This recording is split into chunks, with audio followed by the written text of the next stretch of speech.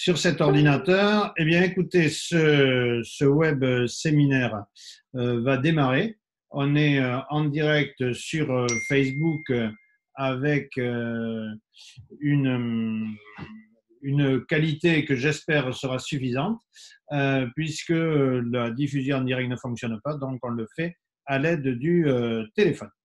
Mais on me dit qu'on m'entend bien. Il y a Dominique de Thérisien qui n'arrive pas de se connecter, mais je pense qu'il va nous rejoindre sur Facebook. Élise, merci pour ce web séminaire qu'on a décalé d'une journée, je pense avec raison, puisque les ordonnances sont parues ce matin au journal officiel. Donc, on va avoir trois grands blocs. Un premier bloc sur les prestataires touristiques et l'ordonnance sur les voyages, un bloc sur l'EPIC et puis un bloc sur le droit du travail. Donc, écoute, je te laisse. À toi l'honneur. Merci. Alors, merci à toutes et tous d'être là à ce web séminaire.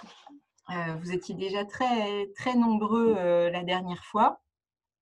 Donc, on a plusieurs précisions. Donc, un gros bloc, c'est quand même cette ordonnance pour les forfaits touristiques, les locations d'hébergement, enfin pour toutes les prestations juridiques et tous les pas juridiques pardon, touristiques et les services de voyage. Donc c'est une ordonnance qui prévoit, parce qu'en temps normal, donc on va partir du temps normal et de ce que vous pouvez faire si vous ne souhaitez pas mettre en place le dispositif entré en vigueur par voie d'ordonnance ce matin.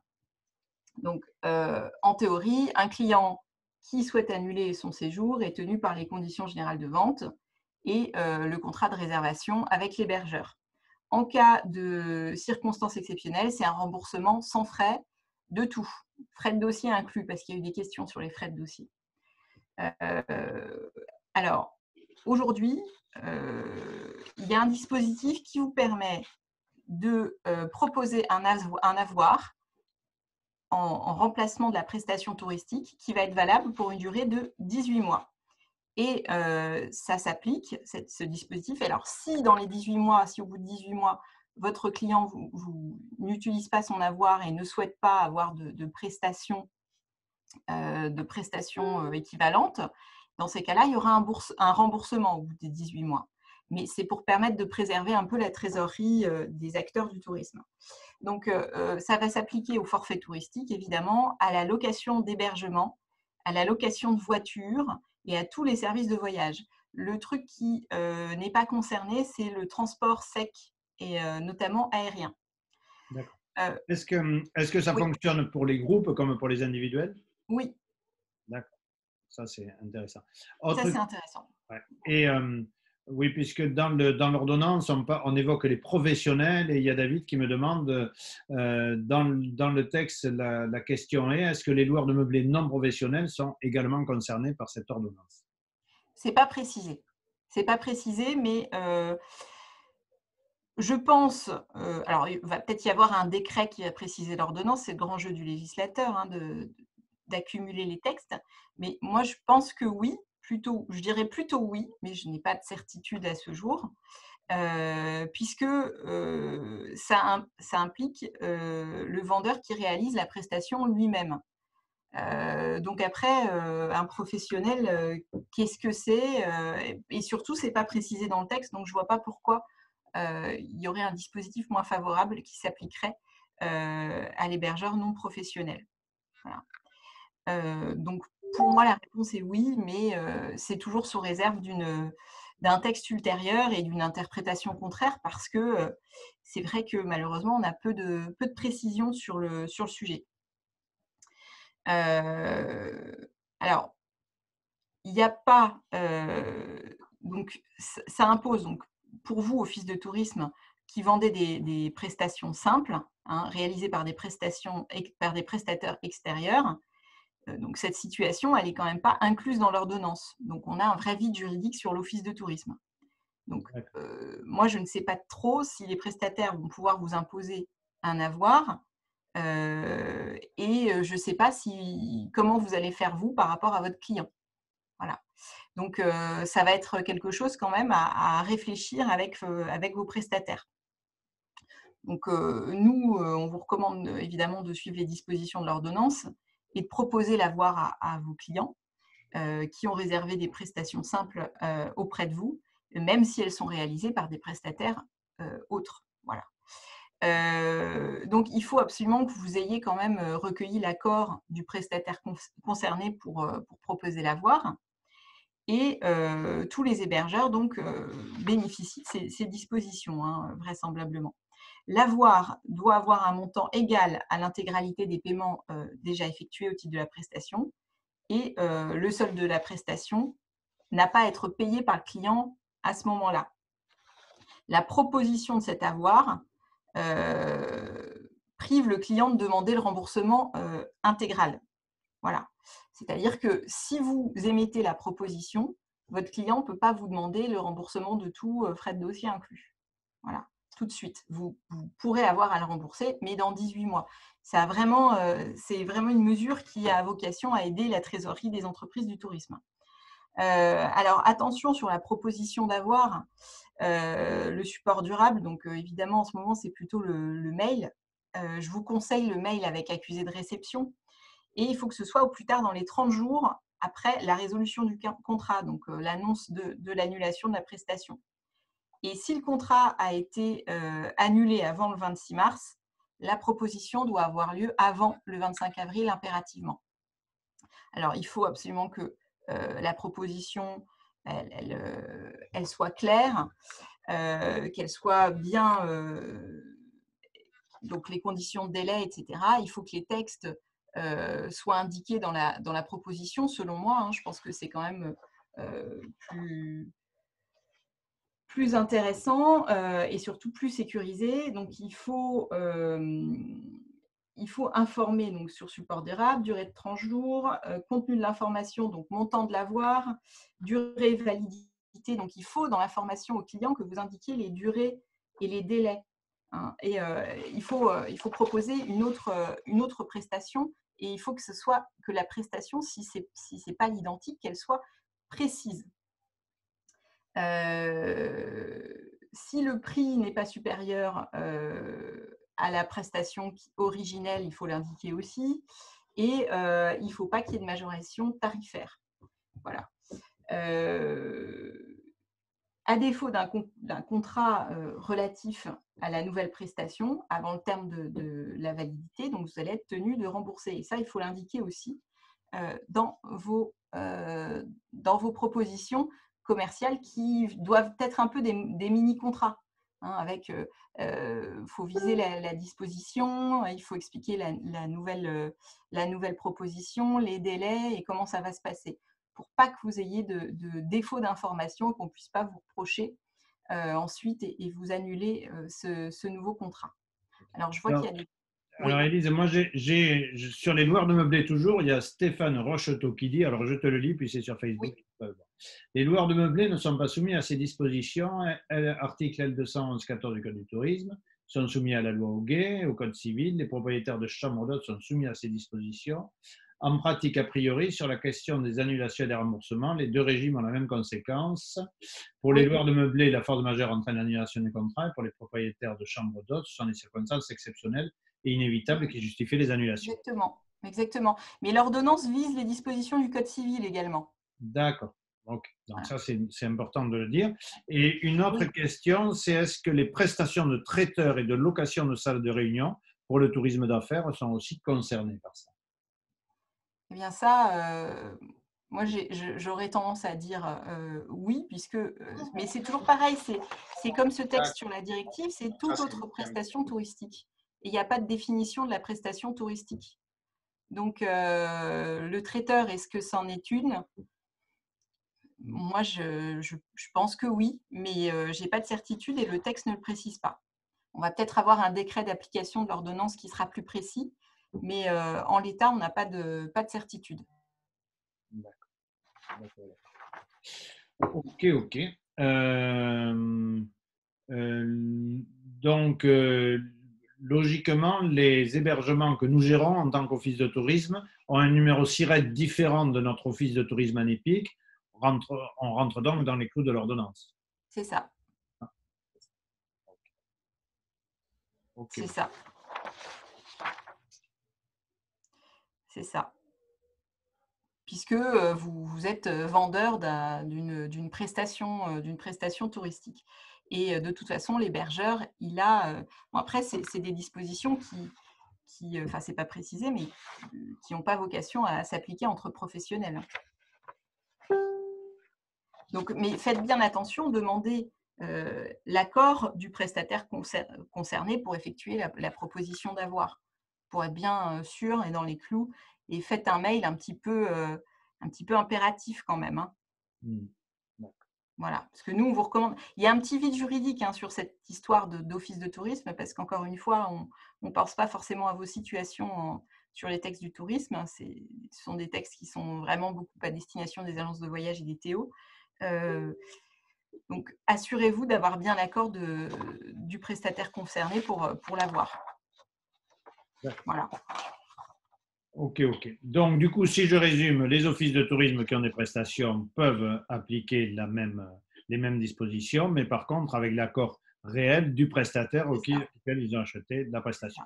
Et C'est sur ça, parce on a quand même un petit vide juridique, puisque quand vous vendez une prestation simple, donc qui n'est pas un forfait touristique, réalisé par un prestataire extérieur. Si c'est un forfait, il n'y a pas de sujet. Si vous vendez un forfait, il n'y a pas de sujet. Mais c'est quand vous vendez un hébergement sec, typiquement, que là, il y a un vide juridique dans l'ordonnance.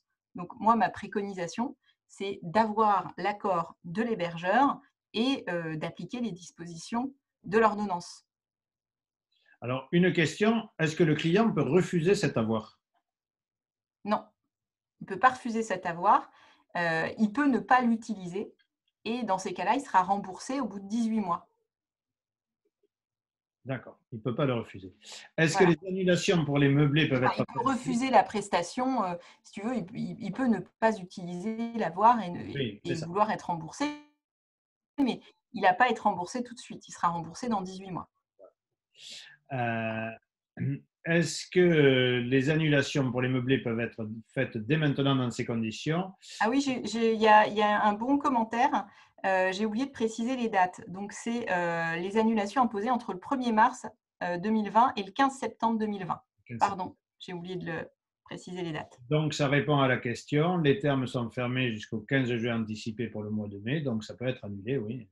Mm.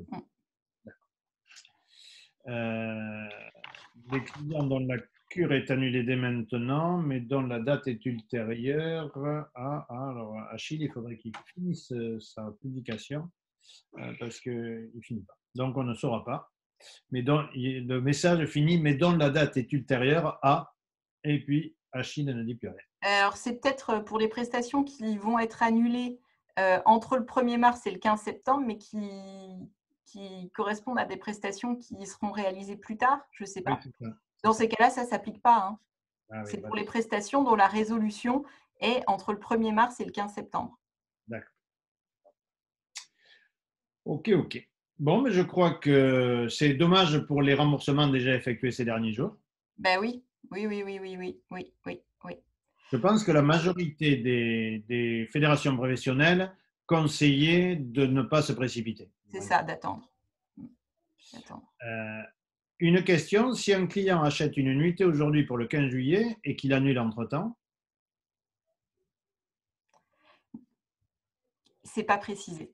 ouais, Moi, je pense que je pense, mais après, c'est moi qui le pense et j'ai pas de texte. Hein. Donc, moi, je pense que dans ces cas-là, ce sera le droit commun parce que je vois pas pourquoi quelqu'un qui commande maintenant quelque chose pour le 15 juillet pourrait bénéficier de ce. Enfin, oui, oui, a priori. Oui. a priori. Mais encore une fois, c'est une disposition, une ordonnance qui est favorable aux voyagistes. Hmm. Donc après, vous aurez tout intérêt à vous en prévaloir, mais moi je pense que en cas de vide juridique, ce sera quand même le plus favorable qui bénéficiera à votre voyageur. Mais je peux me tromper, il va y avoir sans doute des précisions. Il faut réfléchir à ça. Mais je n'ai pas pensé au cas où quelqu'un maintenant commande pour plus tard. Le texte ne le précise pas en tout cas. Et donc, on confirme bien à Stéphanie qui, sur Facebook, dit qu'on est bien d'accord qu'une annulation de séjour du mois de juillet peut faire l'objet d'un avoir. Oui, c'est Oui, jusqu'au 15 septembre. hein, bien 25 sûr. septembre. Oui. Je crois qu'on a fini à peu près toutes les questions. Mmh. Alors, j'ai une question de Jean-Sébastien sur les voyages scolaires, notamment les lycéens. Oui, c'est aussi l'avoir, aussi pour eux. Hmm. Ah non, mais c'est parce que c'est plus les mêmes, clients. Bah oui, alors ça, je ne sais pas comment ça marche, mais en tout cas pour les groupes et pour les scolaires, c'est le même fonctionnement. Après en pratique, je t'avoue Jean-Sébastien que tu me poses une colle. Je ne sais Ouais, pas comment ils vont moi, faire. je dirais que que ça pourrait être par exemple l'établissement C'est qui. ça, oui, je pense. Je pense. Parce que je pense pas que enfin, je sais pas si c'est chacun qui paye, mais c'est l'établissement, à mon avis, dans ces cas-là, qui va rembourser, je pense. Non, les délais des 30 jours couvrent à compter de la date de l'ordonnance pour tous les contrats signés jusqu'au 15 septembre. Non, là, c'est les 30 jours, c'est pour ce qui avait C'est été. pour faire la proposition. Le délai de 30 jours, c'est pour faire la proposition. Ne ratez pas le délai de 30 jours. Voilà, Voilà. Ça, c'est hyper important. C'est au plus tard 30 jours après la résolution du contrat. d'accord. Et sur Et les pour tout ce plateformes, qui est antérieur, je le répète, hein, c'est jusqu'au 25 avril. sur les réservations via Abritel, avec un contrat non annulable, non remboursable, comment ça se passe avec les plateformes en fait? Elles-mêmes bénéficient des mêmes Bien dispositions. sûr. Oui, oui, oui. C'est pas précisé, mais je vois pas pourquoi elle n'en bénéficierait pas. Il y a Nathalie qui demande si ça signifie qu'on doit anticiper sur toutes les ventes jusqu'au 15 septembre alors que l'activité peut reprendre avant. Je pense Pas que c'est forcément. préférable par prudence. Il vaut mieux proposer à tous les clients qui ont acheté des séjours jusqu'au 15 septembre au cas où ça dure. Bah, après, pas forcément, parce que tu as 30 jours après la résolution du contrat. Oui. Donc, tu vois, si tu as une réservation pour juin et que ça se fait, Oui, mais si, imagine que j'ai une réservation pour la fin du mois d'août, à ce oui. jour. Et qu'elle soit déjà faite, j'ai jusqu'au 25 avril pour faire la proposition. Non, c'est la résolution du contrat, donc c'est l'annulation de la prestation. D'accord. Ok. Voilà. Donc, c'est la résolution du contrat, pardon, c'est, si c'est pas clair pour tout le monde, c'est le moment où la prestation est annulée. Hmm. Donc, il y a 30 jours après le moment où la prestation doit être annulée. D'accord. Donc, comme aujourd'hui, on n'est pas en confinement au mois d'août, c'est pas annulé. D'accord. Mm. Alors, est-ce qu'il y a d'autres questions sur le sujet? Je suppose que la demande de résolution doit-elle même avoir été faite avec accusé de réception? Bah oui, oui, oui, bien sûr. Alors, moi, je préconise beaucoup, surtout en ces temps de confinement, le mail avec accusé de réception. Annulé par le client ou le prestat, les deux. C'est valable pour tous les hébergeurs, oui. Et les visites guidées sont-elles comprises dans l'ordonnance? C'est pas précisé. Il y a marqué tout autre service de voyage. Moi, je pense que la visite guidée est un service de voyage, donc j'appliquerai l'ordonnance. Ma préconisation, c'est d'appliquer l'ordonnance aux visites guidées. Alors, il y a Bruno qui dit, alors Christophe Marché qui dit pour savoir à qui sera remboursé pour les scolaires, ça profite, il dit c'est encore en négociation, nous dit-il. D'accord, super. Oh, salut Christophe. Pour les offices de tourisme qui font des ventes de billets de spectacle pour leur compte de tiers, cette ordonnance s'applique-t-elle? C'est toute autre prestation touristique. Donc,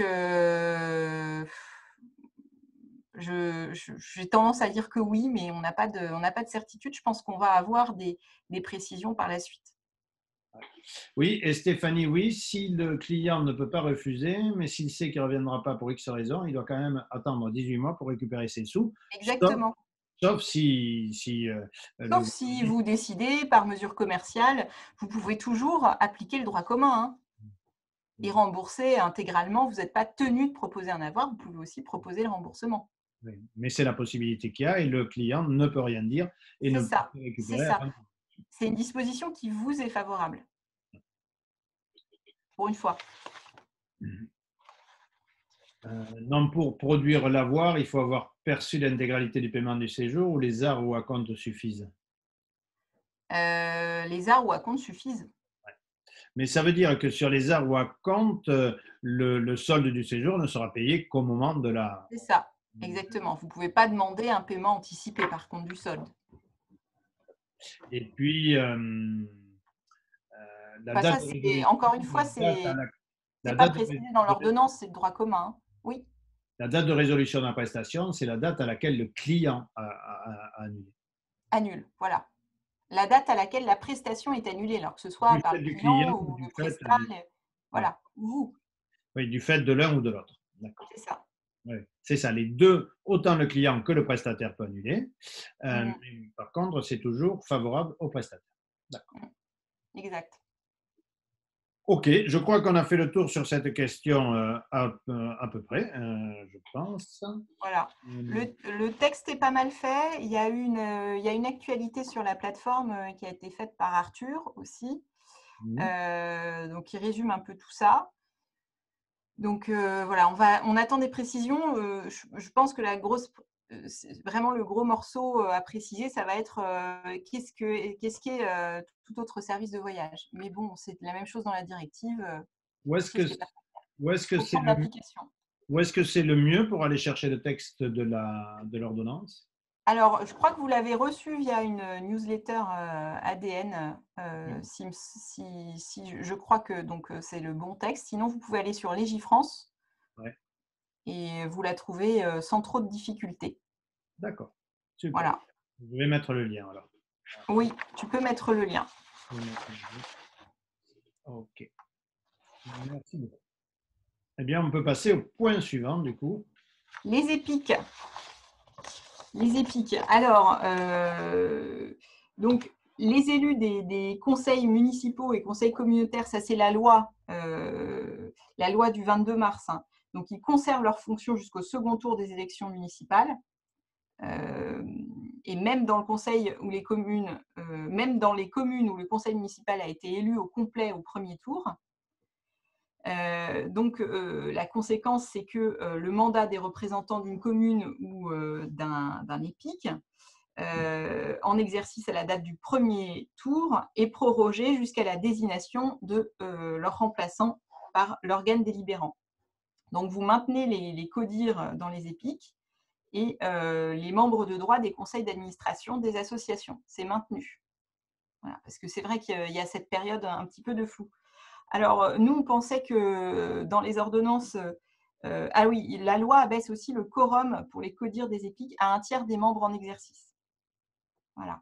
Alors, nous, on pensait qu'il y allait y avoir des dispositions sur les possibilités de CODIR en visio, mais non, il n'y a pas. Donc voilà, il n'y a absolument aucune disposition là-dessus.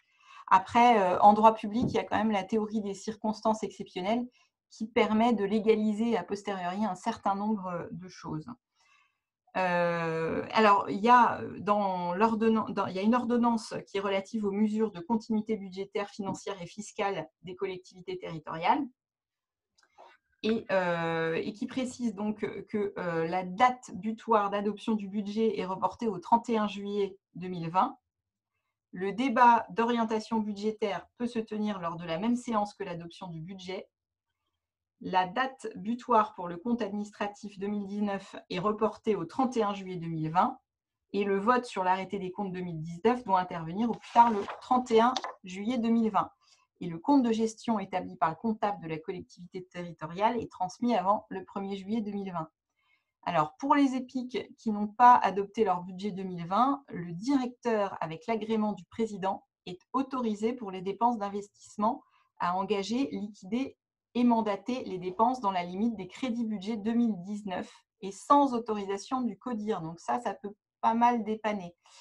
Pour l'exercice 2020, qu'il y ait ou non eu adoption du budget, le directeur a la possibilité de procéder à des virements de chapitre à chapitre dans la limite de 15% du montant des dépenses réelles de chaque section à l'exclusion des crédits relatifs aux dépenses du personnel. Donc, il en informe le CODIR lors de sa plus prochaine séance. On ne sait pas quand. Voilà. Donc, ça, c'est assez intéressant pour le CODIR. Après, c'est vrai que ça aurait été pas mal d'avoir des possibilités de visio pour les codir, mais ils sont pas. Alors peut-être qu'on aura un arrêté, on ne sait pas. Est-ce qu'il y a des questions sur ce petit point épique? Non, il y a juste une question qui dit est-ce que les SPL sont considérés de même façon que les autres organismes touristiques pour les membres de leur conseil d'administration? Oui, C'est c'est pareil. tous les organismes dans C'est lesquels ça, on est tenu, quoi, en fait, hein. c'est ça. Donc les SPL aussi. C'est vrai que je dis épique parce qu'il y en a beaucoup, mais j'oublie qu'il y a quelques SPL dans le réseau. Donc sur la gouvernance, c'est relativement simple. En fait, ça continue, quoi, hein. C'est ça continue avec les mêmes. Et même si il y a eu élection au premier tour des élections municipales.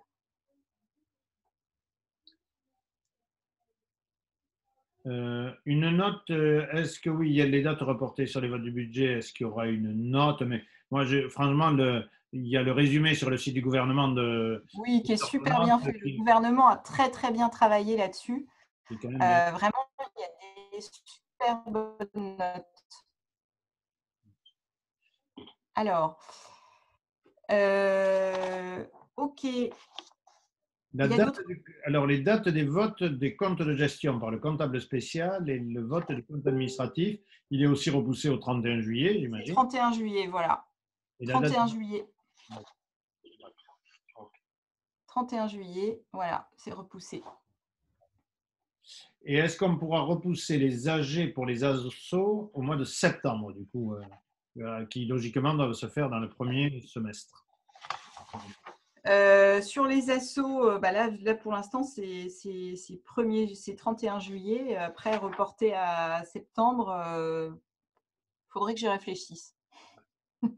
Non, mais c'est une question de Stéphanie Dalby qui a toujours des questions. Elle le fait exprès, je suis sûr. Le lien du site du gouvernement, je te partage ça, Jérôme. Deux Oui. salariés. Alors, Sylvain, les collectivités peuvent-elles faire d'autres avances financières aux OT que celles prévues initialement? Sans codir, tu veux dire? Enfin, les collectivités peuvent faire d'autres avances financières aux offices, toujours, oui. Bon, elles vont aussi avoir un problème de gouvernance, mais je ne vois pas ce qui pourrait les en empêcher. Mais il faudrait peut-être que tu poses la question à Alice via la plateforme, qui est notre spécialiste en droit public. Oui, super, le site du gouvernement est top. Je trouve qu'ils ont fait un travail de pédagogie exceptionnel. Ouais. Voilà. Donc, Jérôme, je viens de te partager le compte rendu du Conseil des ministres. Ouais, alors moi, ce que je trouve bien fait, c'est le FAQ, coronavirus, je suis employeur, etc., en droit du travail. Et sur les collectivités aussi, il y en a un qui est bien fait. Et il y a aussi la notice de l'activité partielle qui est très, très bien faite et qui a été mise à jour ce matin sur l'activité partielle. Donc allez-y parce que le décret sur l'activité partielle est paru ce matin.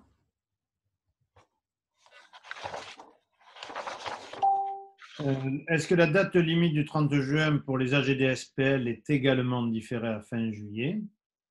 Oui. Oui, oui.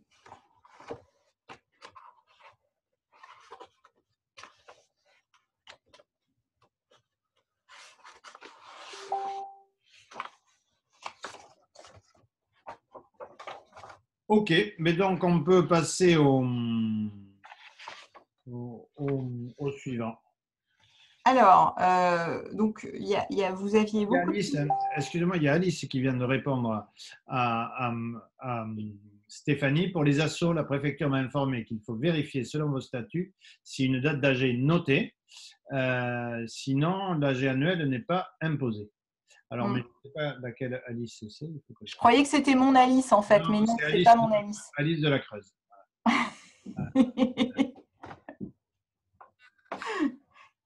Non, mon Alice, c'est Goutner.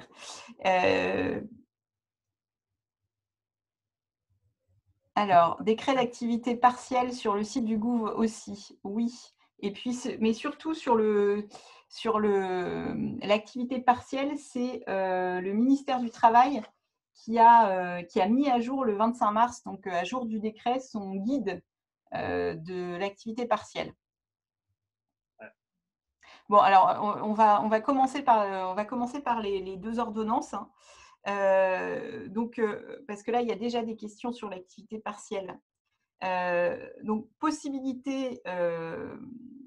Donc, il y a eu deux ordonnances en droit du travail. Donc, une porte sur les congés payés. On va commencer par les. Sur les congés payés et une autre sur. Il y en a une sur l'intéressement, la participation, mais ça, on ne va pas en parler parce que je ne pense pas que ça vous intéresse. Donc, deux apports sur les congés payés et jours de repos. Donc, possibilité par accord d'entreprise ou de branche de fixer une semaine de congés payés acquis aux salariés, donc 6 jours ouvrables, ou en cours d'acquisition avec un délai de prévenance d'1 jour franc. Donc, attention, il faut soit un accord d'entreprise ou un accord de branche. Voilà. Ça peut être assez compliqué de mettre en place un accord d'entreprise en ce moment, vu les conditions du confinement. Et donc, vous avez un délai de prévenance d'1 jour franc. Alors, on m'a posé pas mal la question ce matin, qu'est-ce qu'un jour franc? Donc, je vais le redire parce que c'est un délai qu'on retrouve aussi pour les jours de repos. C'est une durée de 24 heures. Hein. Donc, ça veut dire que si vous dites lundi 15 heures que le jour de repos de mardi à partir de 9 heures doit être reporté, ça ne marche pas, ce n'est pas un jour franc. Il faut que ce soit 24 heures de délai. Voilà. Donc, avec un accord d'entreprise, donc vous pouvez fixer une semaine de CP du salarié, donc 6 jours. Vous pouvez modifier unilatéralement les dates de congés payés via la possibilité de fractionnement sans accord préalable du salarié. Et alors, si ça concerne certains offices, je ne sais pas dans ceux que je connais, mais pas de congé simultané pour les conjoints, pas de garantie de congé simultané pour les conjoints travaillant dans l'office. Et c'est une application de cette disposition jusqu'au 31 décembre 2020. Donc, c'est plus long que pour les prestations de voyage. 31 décembre 2020. Alors, mais ça, c'est uniquement possible. Alors, il y aura peut-être un accord de branche, on ne sait pas, mais sinon, il faut un accord d'entreprise. Hein. D'accord. Donc, c'est simple. Pour les congés, s'il n'y a pas d'accord de branche, il faut un accord d'entreprise. Voilà. Sinon, on ne peut pas toucher au congé. Alors, il y a un quid parce qu'il y a une disposition dont on a parlé la dernière fois qui est la possibilité pour l'employeur de déplacer les congés déjà payés en raison de circonstances exceptionnelles. Je pense que l'ordonnance prend le pas sur les dispositions de droit commun applicables en temps normal. Mais on n'a pas de certitude d'articulation entre les deux normes. Alors, par contre, sans accord d'entreprise ou de branche, vous avez les articles 2 et 3 de l'ordonnance. Donc, par décision unilatérale, l'employeur peut, concernant les RTT, les jours de repos prévus aux conventions de forfait, et sous réserve d'un délai de prévenance minimal d'1 jour franc, imposer la prise à des dates déterminées par lui de jours de repos au choix du salarié acquis par ce dernier. Voilà. Et il peut modifier unilatéralement les dates de prise de jours de repos, les périodes de prise de repos imposées ou modifiées. Et ça, c'est jusqu'au 31 décembre 2010, dans une limite de 10 jours. D'accord. Donc ça, les jours de RTT, c'est C'est ça, c'est les jours de RTT et de CET. Donc, alors, attention, si vous avez recours à cette disposition, donc dans une limite de 10 jours, attention à la motivation de vos informations aux salariés. Il faut absolument que vous justifiez l'intérêt de l'entreprise eu égard aux difficultés économiques. Attention aux difficultés économiques liées à la propagation du Covid-19. Donc, il faut vraiment que vous ayez que les décisions soient motivées. C'est comme l'activité partielle, ce n'est pas quelque chose d'automatique. Il faut motiver vos décisions.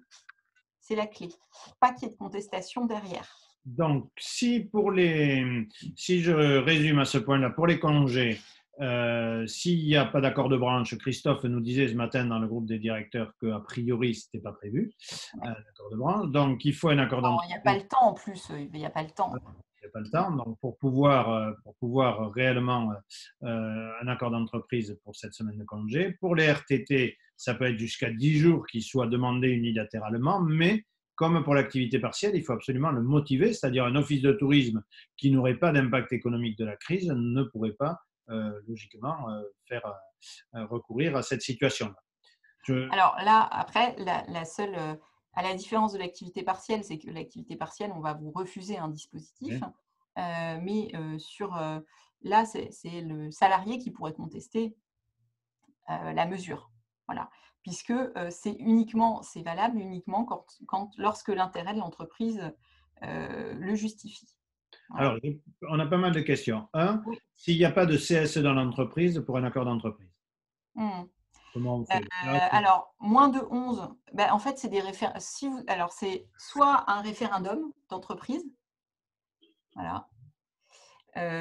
Donc avec communication, alors ça, c'est quand c'est moins de 11, hein, communication aux salariés des modalités d'organisation, donc modalités de transmission du projet, les lieux. Donc il faut faire un petit peu enfin, il faut envoyer le projet d'accord d'entreprise à vos salariés et les modalités de consultation. Alors en ce moment, c'est hyper compliqué parce qu'on est tous confinés et il n'y a rien dans les textes qui prévoit la consultation via les modes de communication Internet. alors, Mais Christophe nous disait qu'ADN allait travailler sur un accord type d'entreprise. oui, oui, oui, oui, oui. Bah, ça, c'est bien. Et puis, vous envoyez qui circulent, qui peuvent être adaptés. Donc, ça, c'est important. Enfin, vous ne pouvez pas, en tout cas, vous passer de cet accord d'entreprise. Et il faut qu'il y ait organisation d'un référendum interne. Voilà. Donc, avec communication aux salariés individuels du projet d'accord. Il faut que ce soit au plus tôt 15 jours après la transmission du projet d'accord et que la consultation, donc il faut qu'il y ait un procès-verbal relatif aux résultats de la consultation et puis un dépôt auprès de la directe avec procès-verbal. Peut-être qu'on va avoir un décret qui va simplifier un petit peu les choses et qui va permettre les consultations pour les entreprises de moins de 11 via vidéoconférence. Je ne sais pas. Voilà. Alors, on a d'autres questions sur les congés. C'est uniquement 6 jours. L'employeur peut-il supprimer les congés en août déjà validés en août prochain, déjà validés en 2019? Donc, c'est les 6 jours. Alors, le texte de droit commun dit ne fixe pas de limite et dit qu'en raison de circonstances exceptionnelles, l'employeur peut déplacer les congés sans limite. Mais là, on a une ordonnance qui fixe à 6 jours. Donc, moi, je préconise d'appliquer l'ordonnance. D'accord. Autre chose, il y a beaucoup de demandes pour des salariés qui demandent à décaler leur congé du fait du confinement. S'ils les ont déjà pris, ils ont dit, ben voilà, je prends les vacances de Pâques et puis là, c'est le confinement. Euh, Oui, je vois quelle bien. est quelle est la possibilité de l'employeur? Il y a Stéphanie qui dit une bonne dictature, c'est quand même pas mal. Ça n'engage qu'elle. Non, l'employeur n'a pas à déplacer les congés. C'est le dialogue social, c'est un accord entre vous et le salarié. Mais il n'est pas obligé, quoi, en fait. Voilà. Non, Il non. n'est pas obligé. Est-ce que pour les agents de la fonction publique territoriale, les congés, est-ce que c'est la même chose ou pas Ils sont pas visés ils sont pas visés Ouais. par l'ordonnance. Voilà. Donc, je ne sais pas, ça va peut-être être étendu. Alors, pour les congés déjà posés et que les salariés veulent maintenir, ben, ils les maintiennent, tout simplement. Voilà, bien sûr. Oui, oui. Sauf que vous pouvez, si vous avez un accord d'entreprise, déplacer 6 jours. Voilà, c'est ça. Ouais. On peut déplacer 6 jours s'il y a un accord d'entreprise. D'accord. Je regarde. C'est que le personnel permanent qui est ou le personnel saisonnier? C'est les deux. Les deux, d'accord. Et il y a Boilem qui demandait qu'est-ce qu'il fallait, si c'était un CSE générique ou l'avis du CSE doit-il être générique ou précis, sachant qu'on adapte notre dispositif aux annonces gouvernementales. Générique ou précis, Ouais, c'est-à-dire? je ne sais pas trop qu'est-ce qu'il veut dire, mais il va nous le préciser. Donc, je te reposerai la question quand il aura Ça marche, précisé. ça marche. Euh, Si votre délégué du personnel a été élu à la majorité, vous pouvez faire la procédure de consultation avec lui, hein. Ou si vous avez un délégué syndical, voilà, là, sur l'accord d'entreprise. Je rebondis sur le CSE, je suis repassée au CSE avec Walem. Est-ce qu'on pourrait envisager d'imposer la pause de toutes les récup au lieu de 50% par un accord d'entreprise? Bonne question. Il y a quand même la limite de 10 jours. Après, par accord d'entreprise, on peut faire pas mal de choses. Je sais qu'il y a des limitations dans le texte générique, mais je ne les ai plus en tête. C'est une question à poser. Pourquoi pas sur la plateforme? Voilà, vous avez la plateforme ADN Tourisme, enfin sur Voilà. le site office de tourisme de France.org où vous aurez toute le. Voilà. Est-ce que c'est valable pour tous les salariés directeurs inclus? Oui. Oui, bien Hein, sûr. directeur, attends, quand Bien même. sûr. Alors, les salariés, j'ai beaucoup de salariés en congé payé, dont plusieurs en arrêt de travail, garde d'enfants. Comment ça se passe? C'est-à-dire, ils sont en arrêt de travail, garde d'enfants, par exemple, pour 14 jours, et puis la deuxième semaine, ils étaient en congé payé, si je comprends. Ben oui, quand on est malade pendant ces congés, les congés sont pris. Enfin, ça ne décale pas. Il n'y a pas de disposition spécifique, c'est le droit commun qui s'applique. Il y a Magali du Cantal, qui, ben oui, c'était le pays de Jaurès et des mines, hein, c'est par là-bas. Peut-on faire télétravailler le personnel 20 heures par semaine maintenant et 50 heures par semaine l'été prochain? Pourquoi pas 80, tant qu'à faire? Ouais, non, ça me semble un peu compliqué, hein. Oui. Oui. Et puis les 60 heures par semaine, c'est pour un certain nombre de secteurs. Voilà, c'est pour un certain nombre, mais c'est sur des entreprises spécifiques, hein. Les offices de tourisme ne sont pas visés par les dispositions sur la modulation du temps de travail et l'augmentation de l'horaire hebdomadaire. Oui, il y a Stéphanie, elle veut les faire travailler 60 heures, bien sûr. Bien sûr. Ok. Donc, mais, oui, j'ai d'autres, mais là, c'est plus sur les congés. Ah oui, d'accord. Non, c'est plus sur les congés non plus. La demande de Boilem, c'est pour le chômage technique et les gardes d'enfants. Donc là, toutes les questions que j'ai, c'est surtout sur les gardes Sur le d'enfants chômage technique. et chômage technique. Les gardes d'enfants, alors peut-être qu'on peut commencer pour les gardes d'enfants. Qu'est-ce qui se passe à la fin des 20 jours? Et bien, à la fin des 20 jours, je ne sais pas si ça va pouvoir être sur les gardes d'enfants. Alors, attendez, parce que là, je suis encore sur les accords d'entreprise. Oui, c'est vrai que Stéphanie est un vrai tyran, je suis d'accord avec Séverine. C'est vrai, c'est vrai, c'est vrai. D'ailleurs, ils sont très très malheureux, on le sait. Hein, Non, mais attends, sur les. Alors, bon, déjà, bon, vous avez vu quand même qu'ils ont largement réduit le recours à l'arrêt de travail pour garde d'enfants. ouais. Puisque c'est uniquement si le dispositif, si le télétravail est impossible. Oui, Même quand on a des enfants en bas âge. Et vous devez être indulgent sur la productivité. Voilà.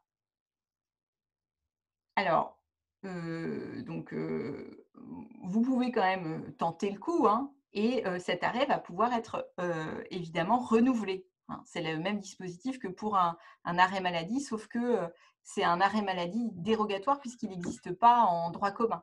Et vous avez toujours ce délai de carence. Voilà. Donc, vous pouvez le renouveler.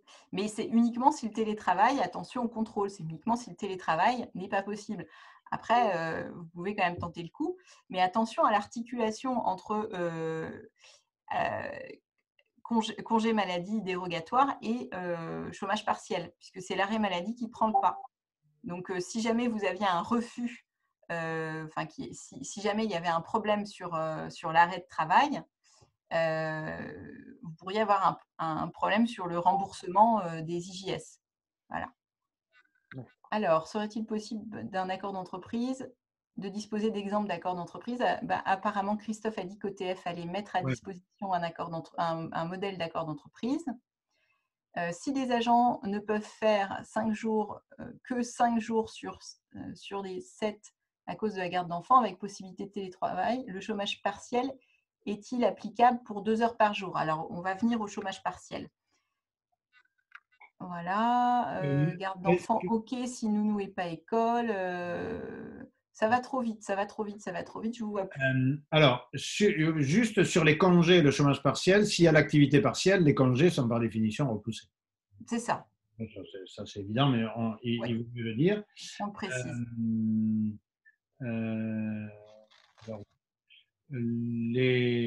oh là là, on avait voté, je l'ai perdu. Nous avions voté un accord d'entreprise sur continue parce que j'ai perdu le message. Je peux retrouver. Alors, sur l'activité partielle. Donc, sur l'activité partielle, donc, il y a un décret qui est sorti ce matin qui précise un certain nombre de choses dont on était déjà au courant. Donc, c'est l'employeur qui doit verser, parce que ça a été déjà annoncé, il n'y a pas eu tellement de modifications. Sauf que s'il y a un truc qui peut vous concerner, qui avait été annoncé et qui finalement n'a pas été repris dans le décret, c'est que le projet de décret prévoyait la possibilité d'adresser une seule demande préalable d'autorisation lorsque la demande concernait plusieurs établissements. Donc, je pense aux offices de tourisme qui ont des bureaux d'information touristique. Donc, ça a été supprimé par le décret. Donc, vous êtes obligé de faire une demande par site. Voilà. Donc, ce n'est pas hyper pratique pour vous.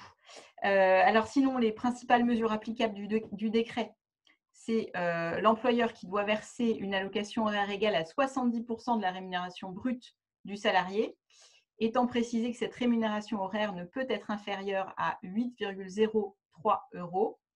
Et cette allocation sera remboursée intégralement par l'État dans la limite d'un plafond égal à 4,5 fois le taux horaire du SMIC, soit 45,68 € en 2020. Voilà.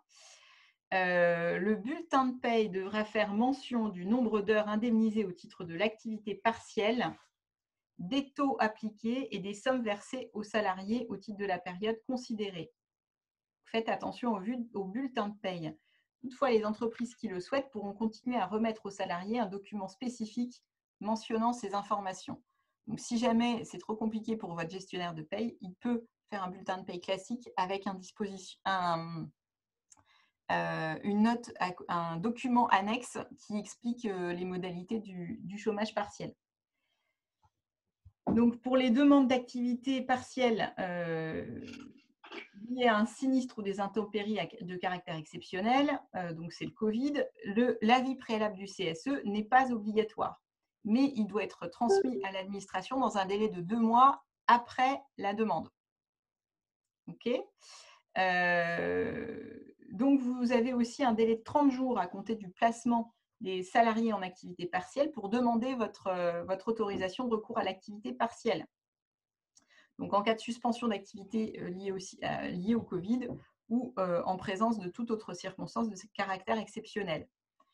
Donc, jusqu'au 31 décembre 2020, absence de décision de l'administration dans un délai de 2 jours vaut acceptation implicite de la demande. Avant, c'était 15 jours, là, c'est 2 jours. Il y a aussi donc un truc qui change par rapport au texte d'origine, puisque l'activité partielle, c'est quelque chose qu'on connaît et qui existait déjà, mais ça, je l'ai dit dans le précédent web séminaire. Donc, les salariés en forfait jour sont éligibles au dispositif de l'activité partielle. Alors, même s'il n'y a pas de fermeture totale de l'établissement, et pour ces derniers est prise en compte la durée légale correspondante au jour de fermeture de l'établissement et au jour de réduction de l'horaire de travail pratiqué dans l'établissement. Et l'autorisation d'activité partielle peut être accordée pour une durée maximale de 12 mois et avant, c'était 6 mois. Donc, ces dispositions s'appliquent aux demandes d'indemnisation adressées ou renouvelées à compter du 26 mars 2020. Donc, pour ce qui est passé, ça ne marche pas, sauf si, si, parce que c'est au titre du placement en position d'activité partielle des salariés depuis le 1er mars 2020. Donc, par contre, on ne sait pas pour les demandes qui ont été faites un petit peu avant cette date. Voilà. Donc ça, c'est en fait tout ce qu'on avait dit dans le précédent séminaire qui était en projet a été repris, sauf faites bien attention pour vos bureaux d'information touristique, vos BIT, il va falloir faire plusieurs demandes pour recourir au chômage, à l'activité partielle, à l'indemnisation de l'activité partielle. D'accord. Donc, en fait, ça veut bien dire que c'est par établissement qu'il faut faire C'est ça. C'est ça. Euh, alors, pas mal de questions. Tant qu'on n'a pas déclaré des salariés au chômage partiel, on fait comment pour les bulletins de salaire? Comme avant. Bah, comme avant, oui, ça ne change rien. Les EPIC sont donc éligibles à l'activité partielle, Oui. hein, comme les associations subventionnées. Comme les associations subventionnées, mais encore une fois, attention, ce n'est pas un dispositif qui est automatique. Ce n'est pas parce que vous faites une demande et qu'il y a le Covid que ça va être accepté. Donc, il faut vraiment, vraiment, j'en ai parlé, j'ai insisté là-dessus dans le précédent web séminaire, il faut motiver votre demande de recours à l'activité partielle. C'est très important. Est-ce qu'on peut maintenir la totalité du salaire pour les salariés en chômage partiel? Oui, tout à fait. C'est une faculté de l'employeur. Vous pouvez maintenir les salaires à 100%, mais par contre, vous, employeur, vous ne serez remboursé que de 70% de la rémunération brute du salarié. D'accord. Voilà, avec les limites dont on a parlé. Élise Mathieu, qui dit donc un notaire assimilé organisme public recevant une subvention qui représente plus de 50% du budget peut demander l'activité partielle, oui, mais uniquement et très logiquement sur l'activité commerciale.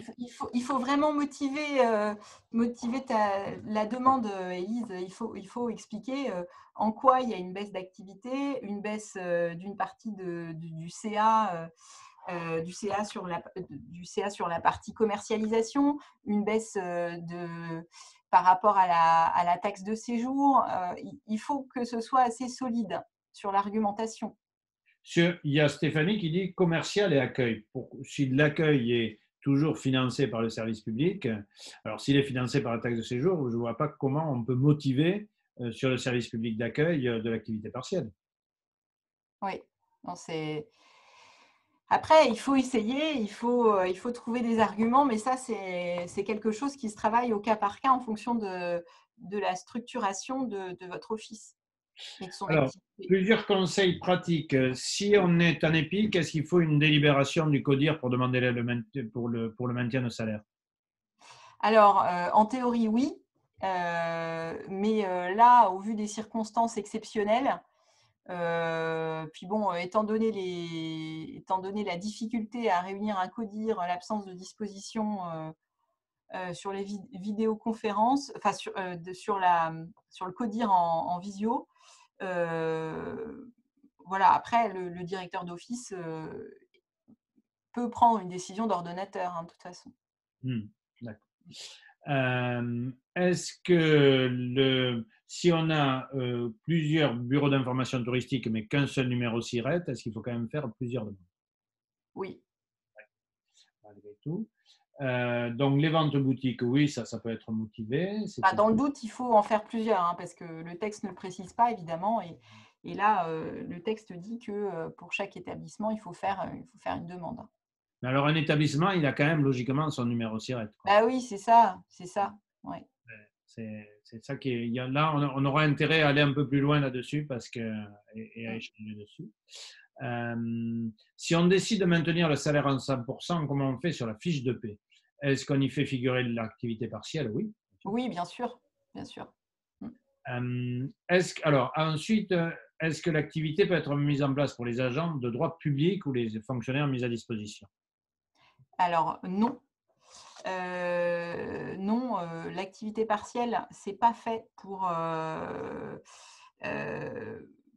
pour le droit public. En droit public, c'est l'autorisation spéciale d'absence, mais avec aucune possibilité de refinancement, hein, en fait. C'est juste, c'est juste que vous, salarié de droit public, vous êtes autorisé à être absent avec un maintien à 100% de votre rémunération. Après, sur les directeurs d'EPIC, il y en a quand même qui cotisent à Pôle emploi. Ça peut se tenter quand même. Voilà. Alors, sur les salariés en détachement, il n'y a pas de sujet puisque ce sont les règles de l'association ou de l'EPIC, donc de droit privé, qui vont s'appliquer. Mais sur les mis à disposition, par contre, c'est la fonction publique. Donc là, en théorie, il n'y a pas d'activité partielle pour eux. Un salarié en période d'essai se voit-il repousser cette période d'essai jusqu'à sa reprise du travail en période d'activité partielle? Je n'ai pas encore la réponse à cette question. Moi, je suppose s'il est en activité partielle et totale, évidemment. Enfin, vous voyez, après, la question va se poser s'il est en activité partielle à 50%. Il y a Voilà. Lionel à l'île d'Oléron qui demande si le maintien de salaire n'est pas contradictoire à la demande de chômage partiel sur la motivation. On en parlait l'autre jour. On en parlait l'autre fois. Donc faites attention à cela. Après, bon, ça peut être une mesure sociale décidée, mais effectivement, il faut vraiment travailler la motivation de votre demande d'activité partielle. Les guides vacataires qui également ont des visites annulées, des pertes d'activité. Quelqu'un qui est vacataire, c'est difficile de le mettre en chômage partiel puisque par définition… Non, il n'est pas salarié. Et attention à ce que vous pouvez écrire à ce sujet parce que des requalifications en contrat de travail de guide vacataire, on en a eu. Hein. Ouais. Il y a quelqu'un qui suggère d'attendre l'accord et de décider après l'accord de décider du maintien de salaire une fois qu'on a l'accord. Oui, ben Ouais. voilà, c'est ce qu'il faut faire. En fait. Il faut pas en parler sur la motivation. Non, bah non, surtout pas. Surtout pas. D'accord. Et le truc, c'est que là, vous allez mettre en place l'activité partielle. Et donc, l'idée, c'est quand même de faire la demande le plus rapidement possible. Parce que vous pouvez faire la demande dans les 30 jours à compter de la mise en place de l'activité partielle. Moi, je vous conseille d'anticiper pour ne pas avoir cette question-là, quoi. De demander avant quand même la mise en place. Parce qu'il y a un délai de 2 jours pour vous répondre. Hein. Il y a Laure à la Grande Motte qui dit qu'il ne comprend pas la réponse sur agent de droit public. J'en ai un seul au Palais des Congrès détaché et l'URSSAF nous a obligés à le faire cotiser au chômage. Mais du coup, oui, c'est bien. Oui, du coup, oui, mais détachés, il n'y a pas de sujet. Détachés, ils sont éligibles à l'activité partielle. Quel est le sort des mandataires sociaux des SPL? Alors ça, c'est une bonne question à poser sur la plateforme à Alice Goutner.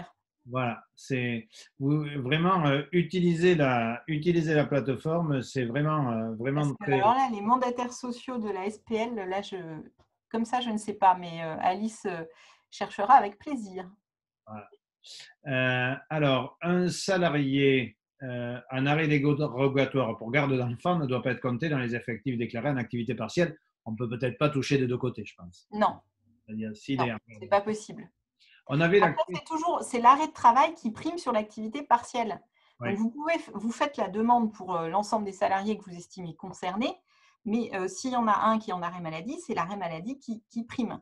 D'accord, mais par contre, on peut dans la déclaration, évidemment, le compter dans la déclaration.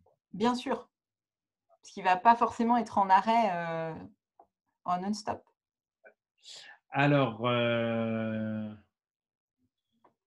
si on réduit, comment se gère la propriété, ça on a vu. J'avais tout à l'heure une question sur les alternants. Est-ce que les alternants peuvent être concernés par l'activité partielle, c'est-à-dire les apprentis? Les apprentis, ça n'est pas précisé, mais en théorie, les apprentis, ils sont assimilés travailleurs, donc je pense que oui. Et il y a Thierry à Niort qui a beaucoup d'idées, qui dit si l'activité partielle n'est que de 50%, est-ce qu'on peut imposer des jours de congé en jours isolés sur la partie non chômée? Alors, pardon, excuse-moi, Oui.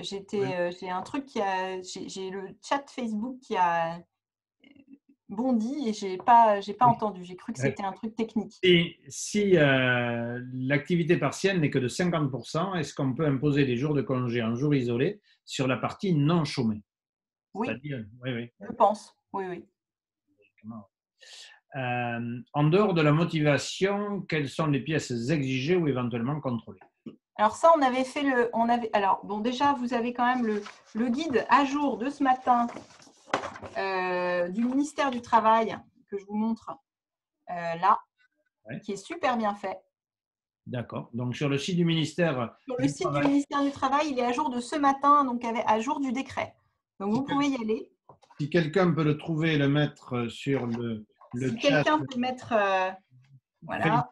Et là, vous Voilà. avez Voilà, Valérie Boilem, tout le monde l'a mis, et sur Facebook aussi, ce serait bien. Et puis voilà. voilà, la demande voie précisée. Et puis, dans le premier web séminaire, on avait fait un point sur les pièces.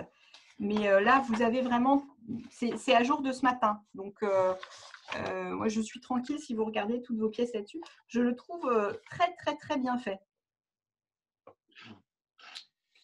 Voilà. Et donc, vous avez la liste des pièces. Voilà. Alors, on revient beaucoup, est-ce qu'une demande par établissement, s'il y a un seul numéro SIRET, ben là-dessus, voilà, Là-dessus, je ne sais pas.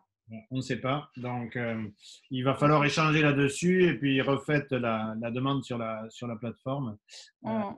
Comme ça, on aura le. Mais je ne suis pas sûre qu'on puisse vous dire aujourd'hui. Mais après, il faut peut-être interroger la directe, hein.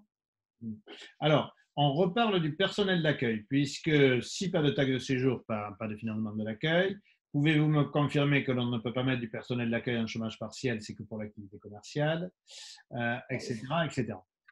Non, Dans l'esprit, pour moi, c'est s'il y a une baisse d'activité économique. c'est dans l'esprit, mais après, moi, je suis avocate. Toi, tu réfléchis en citoyen voilà. Moi, je suis avocate. Moi, je vous dis, tentez le coup et commencez pas à dire dans votre demande, attention, 50% de mon truc, c'est du service public.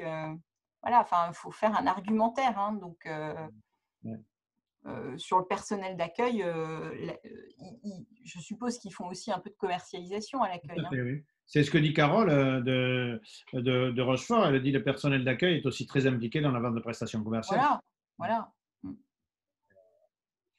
Enfin, Euh, commencez pas à essayer de trouver les arguments contre votre demande d'activité partielle, parce que là, j'ai des clients office qui m'envoient leur motivation et en fait, ils ont fait tout l'argumentaire contre. Donc, je leur dis, mais non, mais ça, il ne faut pas l'écrire. Vraiment, allez-y franco sur vos activités de commercialisation et ce qu'implique cette crise sanitaire majeure sur votre activité. ouais. Donc, du coup, il faut vraiment y aller. Le fait de dire que, oui, le personnel d'accueil va en boutique, billetterie, etc., c'est évident. On revient beaucoup dans la conversation de Facebook sur 14 jours et 20 jours. Là, c'était pour le télétravail, enfin pour les gardes Oui, d'enfants. C'était annoncé 14 jours, mais quand on fait la demande, c'est 20 jours. En fait. C'est ça? c'est ça. Ouais, c'est bien ça. Donc, c'est bien 20 jours. OK.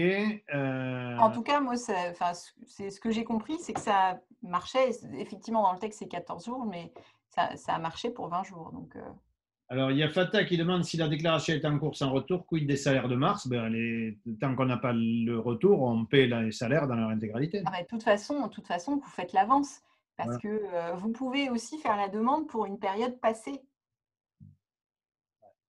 Mais alors, attention dans ces cas-là à vos motivations, hein, et au travail que vous avez fait faire à vos salariés. Si vous avez fait bosser vos salariés en télétravail et que vous demandez l'activité partielle sur les 30 jours pour ces salariés-là, c'est pas terrible.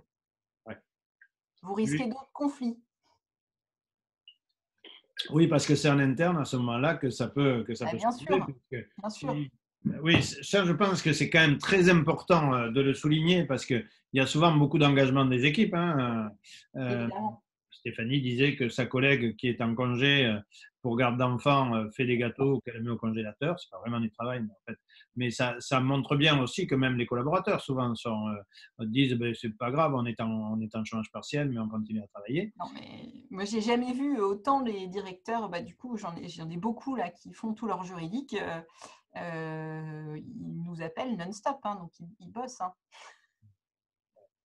Ils bossent beaucoup. Alors Yves dit sauf si salaire maintenu. Bah, non, même si le salaire est maintenu, à partir du moment où il y a une demande d'activité partielle, soit totale, soit sur un certain nombre d'heures, pour une période passée, si les salariés ont travaillé à temps plein, il y a un problème quand même de travail dissimulé. Mhm. On ne peut pas demander un travail et se faire indemniser en disant que les salariés n'ont pas travaillé sur cette période-là, même s'il y a un maintien à 100% du salaire. Ça, c'est très important. Et est-ce qu'on peut envisager un passage en activité partielle pour l'ensemble du personnel sur le même taux pour que socialement la démarche soit collective, pas de risque de discrimination? Il est évident qu'on peut imaginer aujourd'hui le nombre d'heures fait en télétravail n'est pas forcément le même en fait. Hein. En fait, Ah non, bien sûr que non. on peut dire voilà, il y a 1 ou 2 jours par semaine qui sont en activité partielle. Voilà, ouais. Alors, l'activité partielle, ça doit viser soit une équipe, un service, enfin, ça doit être un peu. Et effectivement, ça doit être argumenté. On en a parlé lors du précédent web séminaire. Attention à ce qui pourrait s'assimiler à des mesures discriminatoires. Pourquoi tel salarié et pas tel autre? Il faut être vraiment vigilant là-dessus. Il y a des dates pour le chômage partiel. S'il y a de l'activité maintenant, mais une baisse en mai-juin pour les guides conférenciers de l'OT, ben à ce moment-là, est-ce qu'on pourra revenir dessus, quoi, en fait? L'activité partielle, on peut tout à fait, à tout moment, mettre fin au dispositif. Et c'est pour ça que j'en ai parlé dans le dernier web séminaire. Mon conseil, c'est de faire une demande pour une période un peu longue pour ne pas avoir à faire une demande de renouvellement, parce que déjà, ça vous fait de la paperasse, etc. Et en plus, sur les demandes de renouvellement, on peut vous demander des engagements, donc des engagements à ne pas licencier, par exemple, Hmm. euh, qui peuvent être un petit peu pénibles. Hmm. Alors du coup, difficile de revenir en arrière quand on est en télétravail actuellement. Oui, difficile. Hmm. Donc plutôt répartir entre tous. Oui, Euh, c'est-à-dire dire, ben voilà, au lieu de travailler 5 jours, on va travailler 4 jours. Ah, oui, oui, par exemple. Ou après, il y a peut-être des équipes qui vont être plus impactées par la fermeture, enfin la fermeture au public. Donc cela, ça peut justifier qu'ils soient au chômage, enfin, au chômage partiel total, en activité partielle totale, donc sur toutes leurs heures. Par contre, je ne sais pas, l'activité commercialisation, elle va avoir du boulot avec les hébergeurs et les avoirs, etc. Donc, eux pourraient ne pas l'être ou l'être à 20%. Enfin, après, vous pouvez vraiment moduler. ouais. Et du coup, les directeurs sont aussi éligibles à l'activité Bien partielle? sûr, Ah, du coup, tout le monde. bien sûr, avec un bémol sur une incertitude sur le directeur d'EPIC qui, en théorie, n'est pas éligible, hein, D'accord. Puisque. puisqu'il est contractuel de droit public. Mais après, j'ai beaucoup de directeurs d'EPIC qui cotisent à Pôle emploi. Donc, Hmm. dans ce cas-là, d'un point de vue de l'équité, ce n'est pas juste de cotiser à Pôle emploi et de ne pas avoir droit à un dispositif de Pôle emploi. Surtout que l'activité partielle peut se pleinement justifier. Donc, mon conseil d'avocate, c'est quand même de tenter le coup. D'accord. Donc, du coup, il y a beaucoup de choses sur les gardes d'enfants. J'ai des enfants qui alternent 1 semaine arrêt maladie, 1 semaine télétravail, car ils alternent avec le conjoint pour garder les enfants Oui, petits, mais ça risque donc de ne plus être accepté. c'est Euh, possible. Après, est-ce qu'il va vraiment y avoir des contrôles? oui, Je sais- oui, Voilà. Le texte, c'est si possibilité de télétravail, pas d'arrêt dérogatoire pour garde d'enfants. Voilà. Même enfant en bas âge. Ça, c'est le texte, c'est ce qui est dit par le ministère du Travail. Voilà. donc, ça veut dire que quand même, dans l'esprit général, par rapport à ce qu'on craignait la semaine dernière, c'est quand même assez ouvert. Du moment que c'est C'est bien assez posé. ouvert, mais c'est ce qu'on disait déjà la semaine dernière, Jean-Luc, c'est que c'est soumis à autorisation. Donc, Mhm. on va contrôler votre motivation. C'est la clé. Il faut, j'insiste vraiment, il faut motiver votre demande. Mhm. Euh, Oui, par exemple, Jérôme dit, on peut argumenter du fait qu'il y a eu beaucoup de boulot de traitement pour les annulations au service commercial et qu'ensuite, il y a une baisse d'activité puisqu'il n'y a plus de réservation, ce qui est Bien totalement normal. sûr, bien sûr. Alors, il y avait hier un web séminaire en Normandie. Ils, ils voulaient prendre l'initiative d'avoir des modèles de motivation communs pour tout le réseau. Mmh. C'est C'est très particulier d'office en office et selon les types d'activités. Moi, j'ai beaucoup d'offices très différents. Il y en a qui se ressemblent, mais moi, j'insisterai vraiment sur l'aspect taxe de séjour, commercialisation. Il y a aussi la gestion d'équipement. Ça, c'est à fond, à fond, à fond. Donc voilà, pour moi, c'est ces trois pans-là, quoi. Alors, message vu sur Facebook dans les accros, là, oh, les accros. la directe. La directe refuse de valider les demandes d'activité partielle au motif qu'il faut faire une demande d'au moins 6 mois. Est-ce vrai? Bah, aucune idée. On n'est pas obligé de faire une demande d'au moins 6 mois. C'est pas très logique. Je sais Est-ce pas. que, est-ce que Pas dans la logique pour moi. déclaration d'activité partielle, il faut indiquer le nombre d'heures par salarié ou le global pour tous les salariés? Il faut indiquer le nombre d'heures par salarié. D'accord. Alors, puis-je mettre un agent contractuel de droit public, je suppose Delphine, Ouais. dans ma collectivité privée? Allez. Alors, ça veut dire que c'est un agent contractuel de droit public Ouais. Mais et dans ma collectivité privée, collectivité publique, en ASA ou en chômage partiel. ouais. Alors, en théorie, l'agent contractuel, d'après les textes, il est plutôt en ASA, mais moi, je conseille de tenter le chômage partiel. On sait s'il cotise à Pôle emploi. Pour la fonction publique, c'est mort, hein, c'est cuit. Mais pour un agent contractuel qui cotiserait à Pôle emploi, je trouve que ça se tente. Est-ce qu'on peut Alors, dans la refaire, déclaration, oui, est-ce qu'on peut Jean-Luc, vas-y. refaire sa demande d'activité partielle si elle a été refusée une fois? Ah, ouais. Bah, faut retenter les choses, mais peut-être sur une autre période en motivant mieux. Il y a aussi quelques questions sur les congés. Donc, les congés, il faut malgré tout les prendre avant le 31 mai de cette année pour les congés en cours. Et ils Mmh. seront perdus s'ils ne sont pas pris au 31 mai. Bah, je suppose, sauf disposition particulière qui sortirait, mais là, on n'en a pas. Pour le moment, c'est ça. Ouais, Est-ce que le nombre d'heures en activité partielle peut varier d'un mois à l'autre? Oui. oui, Mais du coup, on peut re-intervenir sur le site de la Directe pour c'est modifier ça. ça. Alors, moi, je vous conseille quand même d'être le plus stable possible dans vos demandes à la directe, parce que le site est quand même compliqué. Bon, il y a une création de compte, etc. Et c'est pas mal saturé en ce moment. C'est aussi pour ça qu'il y a eu ce choix de vous accorder la possibilité d'avoir l'autorisation dans les 30 jours après la mise en place. Donc, plus vous mettez en place une organisation stable, moins ce sera compliqué pour vous. On est bien d'accord que les collaborateurs ne contribuent pas tous à 35 heures hebdomadaires en télétravail. Si l'activité partielle en avril avec maintien de salaire, on peut donc considérer que le travail qui a été effectué n'est pas à récupérer. Je ne comprends pas le travail. Ouais, je ne comprends pas vraiment ce que veut dire Christine. Michael dit, ben, par exemple, plutôt que de faire le choix de mettre un salarié en activité partielle, est-ce qu'on peut le faire renforcer notre poste en soutien de notre mission? Et à ce moment, Ah, bien sûr, bien sûr.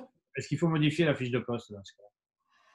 Ben, si c'est une modification vraiment importante de ses fonctions, il faut même un avenant à son contrat de travail. Il faut qu'il soit d'accord. On ne peut pas changer le poste de quelqu'un sans son accord. Ouais, ouais. Et même si l'avenant dure pour une période déterminée, il vaut mieux faire Oui, un. il n'y a Même pas de texte là-dessus.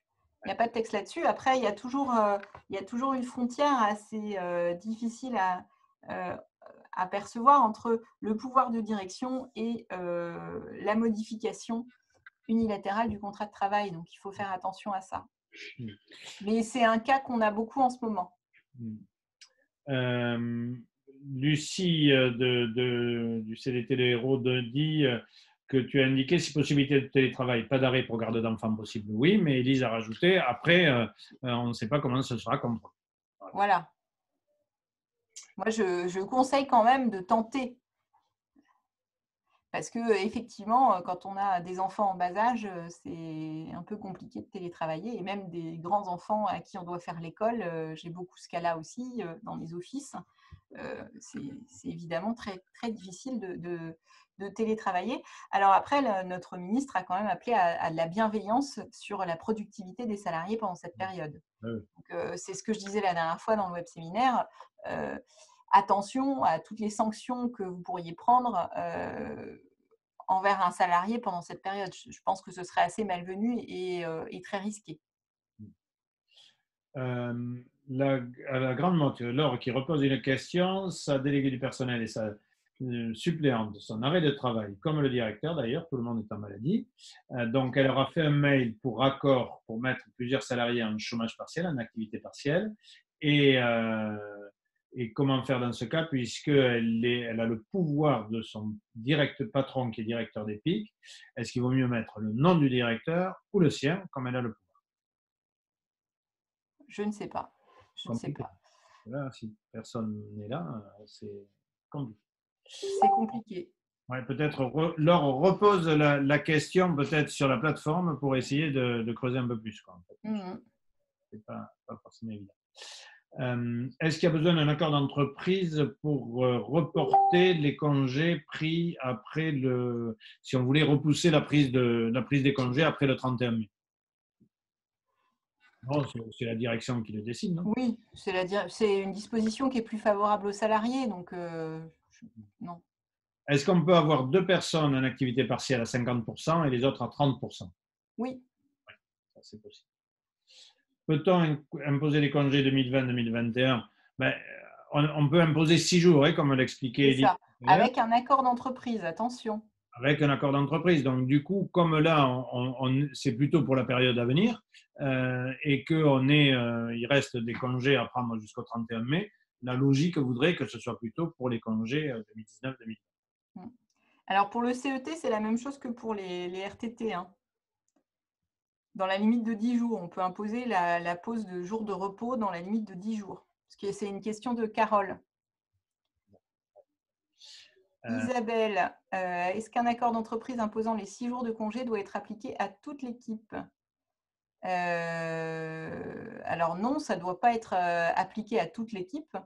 L'accord d'entreprise, c'est le cadre, et après, c'est en fonction des nécessités, au vu des circonstances exceptionnelles, que tu vas pouvoir imposer les 6 jours. Et quid des salariés en arrêt maladie pour garde d'enfants? C'est l'arrêt maladie enfin, en droit commun, c'est toujours l'arrêt maladie qui prend le pas, mais tu peux quand même, quand ils seront plus en arrêt maladie, imposer les 6 jours si tu as l'accord d'entreprise. Et Christophe Voilà. demande si on peut cumuler congé RTT, 6 jours plus 10 jours. Ça, oui, c'est ce qu'on a dit. C'est-à-dire Ouais, la possibilité, l'ordonnance, elle dit 6 jours plus 10 jours de repos, mais le tout aussi qui soit négocié. voilà. Peut-on intervenir sur son dossier de demande d'autorisation partielle? Alors ça, c'est une question un peu technique, je ne sais pas. Je ne sais pas si c'est possible en termes techniques. Et si vous avez déjà mis la demande, enfin normalement, faut peut-être leur envoyer un mail en leur précisant certains éléments. Et est-ce qu'on peut mettre en congé une saisonnière dès son embauche prévue le 30 mars pour 7 mois, ce qui signifie qu'on lui donnerait des congés d'avance? Ou bien alors on peut aussi la mettre en activité partielle? C'est ça, on peut la mettre en activité partielle. Mais après, oui, s'il y a l'accord d'entreprise, on peut lui imposer les 6 jours de CP, oui. Il n'y a rien qui est prévu spécifiquement pour les saisonniers. Donc, c'est comme un salarié en CDI classique ou en CDD d'ailleurs. Bon, on va prendre les dernières questions, peut-être, Élise, parce que ça fait 1 heure et demie qu'on a commencé. Donc, sans réponse de la directe dans les 2 jours qui suivent la demande d'autorisation, on considère qu'elle est validée. C'est ce que tu nous as dit tout à l'heure. Oui, tout à fait. C'est le décret de ce matin-là qui l'entérine. Peut-on, d'accord. L'arrêt maladie, c'est bien sûr 100% CPM, ça oui. Oui. Et avec maintien, enfin, il n'y a pas de délai de carence et c'est maintien convention collective, hein. Est-ce qu'on peut mettre exceptionnellement plus de 11 jours dans le compte épargne-temps de la boutique cette année si les congés ne sont pas tous faits? Parce que Il faut l'accord que je d'entreprise, réfléchisse. Mais je pense que faut voir. Ça se réfléchit, ça. ça se réfléchit aussi. Ok. Faut voir de quelle manière on peut le faire, hein, parce qu'en théorie, c'est 11 max. Oui, c'est ça. C'est vraiment dans notre convention. Donc, je suis pas sûre qu'on puisse y déroger. Peut-être qu'il y a quelque chose à trouver, mais en l'état des textes, je dirais plutôt non. Alors Christophe, qui est en montagne, lui, à Gourette, il dit sur un contrat de saisonnier accueil animation qui finit fin avril, il est écrit que les congés payés seront payés au prix avant la fin du contrat. Est-ce que je peux imposer la totalité de congés, soit 12 jours, avant la fin du contrat? Bah non, c'est 6 jours. 6 jours et le reste en activité partielle, Christophe. C'est ça. Et attention, c'est uniquement s'il y a un accord d'entreprise, hein. Oui, c'est ça en plus. Ouais. Et l'accord d'entreprise, là, avec le référendum et les CSE. Alors, quand il y a un CSE, c'est un peu plus simple, mais quand il n'y a pas de CSE, en ce moment, avec le confinement, c'est pas évident. Oui, parce que l'accord d'entreprise, nous, on en a fait un à la Mona, puisque moins de 10, c'est quand même, logiquement, il faut avertir les syndicats pour qu'ils puissent être présents, s'ils le souhaitent, etc. Ça prend du temps. Enfin, donc, moi, tu vois, Christophe, je ferai direct activité partielle au maximum, quoi, en fait, c'est sur tout le mois. Mm. Et en plus, si le greffe des prud'hommes est fermé pour déposer l'accord, oui, c'est bien possible, parce que l'accord d'entreprise. Mm. Et oui. Ben qui dit qu'il a une collaboratrice qui a commencé lundi dernier sur une nouvelle mission qui va vite être bloquée. Puis je motivais le chômage partiel pour des motifs de rentrée, pas pour des motifs de rentrée éco, mais par l'impossibilité d'aller sur le terrain pour lancer le projet pour lequel elle a été recrutée. Oui, Oui, c'est. il faut essayer, oui. Après, essayez quand même de me mettre des motifs éco, hein, Oui. aussi. C'est-à-dire qu'en fait, le motif économique est que, du coup, l'engagement que vous aviez pris à Mont-de-Marsan de réaliser ce schéma de randonnée ne pourra pas être tenu. Et donc, du coup, ça va un péril, quoi, en fait. Et puis, les motifs sont généraux. Quand la motivation, elle est générale sur la Oui, situation, la motivation, elle est générale. elle n'est pas poste par poste. Donc, on a une motivation générale et derrière, on met la liste des salariés concernés. C'est Mm. là-dessus, je pense qu'il faut bien comprendre qu'il faut séparer les choses, quoi. Mm. Mais vraiment, je vous invite, voilà, le dispositif d'activité partielle. Donc, vous êtes concerné par les baisses d'activité. Il vous est impossible de mettre en place les mesures de prévention. Donc, vous avez 30 jours, mes salariés. Voilà. Comment déclarer mon activité partielle? Donc, le motif de recours, c'est des circonstances exceptionnelles, coronavirus, circonstances détaillées, la situation économique à l'origine de la demande, période prévisible de sous-emploi, qui peut s'étendre jusqu'au 20 juin 2020 dès la première demande, le nombre de salariés concernés, le nombre d'heures chômées prévisionnelles. Donc, on ne vous demande pas poste par poste. Voilà. Est-ce que. Oui, j'insiste, peut-on, dans une même déclaration d'activité partielle, retenir deux dates différentes de départ en activité partielle pour des salariés différents? Oui, Oui. a priori, c'est possible, oui, oui, puisque Sauf s'ils sont dans la même équipe, parce que l'activité partielle, ça doit être quand même une demande plutôt collective.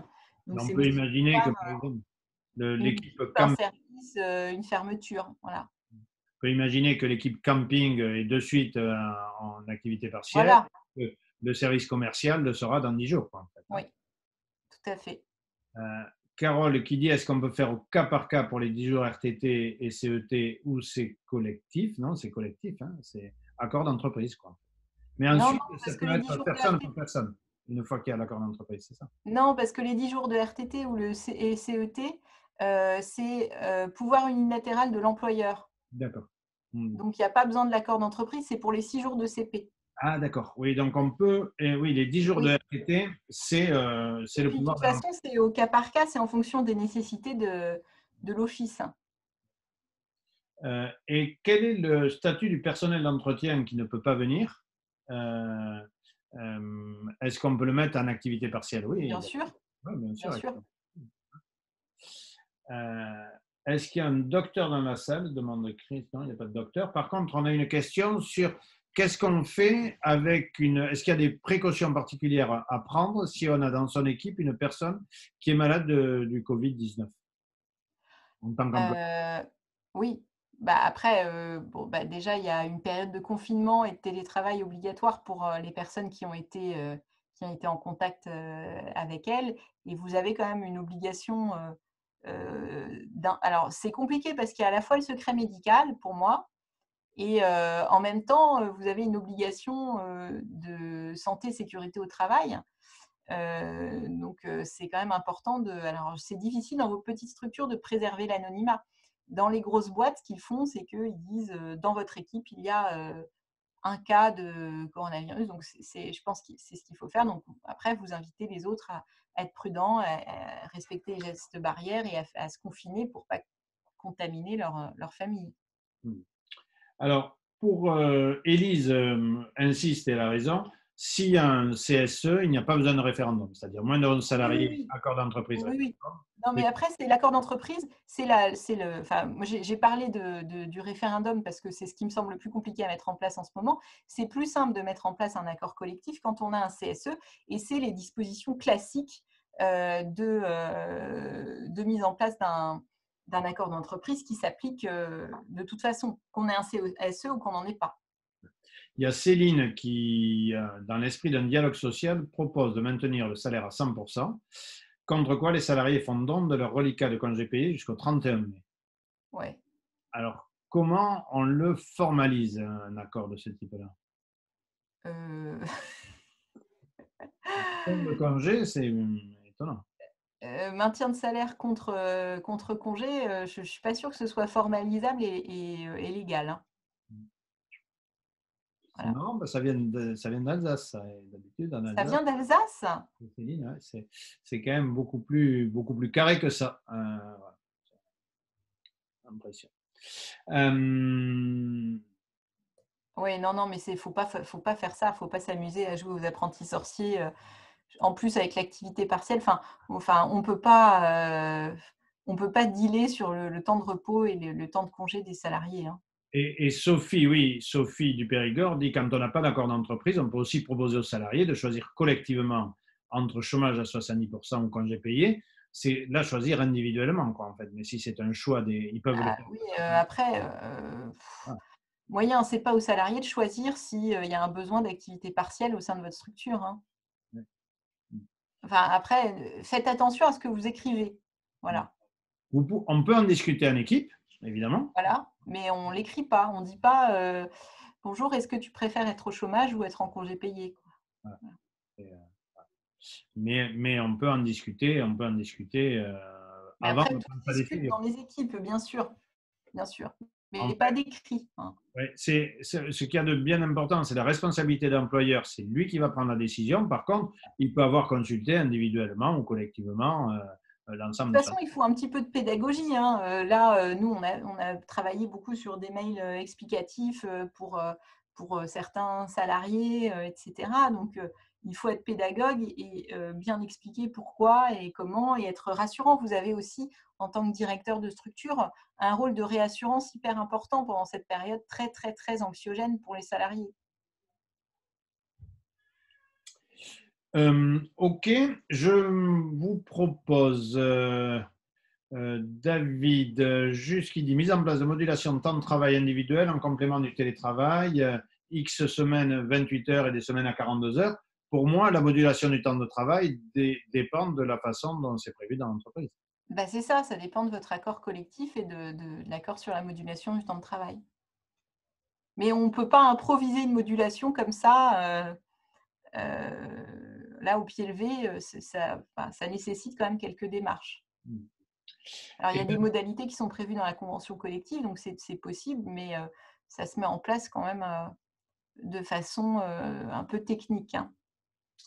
alors, on va arrêter là hein, sur le fait. Dernière question peut-être, en cas de Covid, malgré l'absence de rendez-vous avec le généraliste, on considère que la personne est en arrêt maladie et pas en télétravail. Pardon, mais S'il n'y a pas eu de rendez-vous, parce que très souvent aujourd'hui, on téléphone au médecin et on dit vous devez avoir le Covid, restez. oui, oui, oui. Bah, s'il y a un arrêt de travail, il y a un arrêt de travail. Après, on ne peut pas considérer qu'il y a un arrêt de travail quand il n'y en a pas. Tu vois ce que je veux dire? Ok, Vous n'allez donc pas être indemnisé, quoi.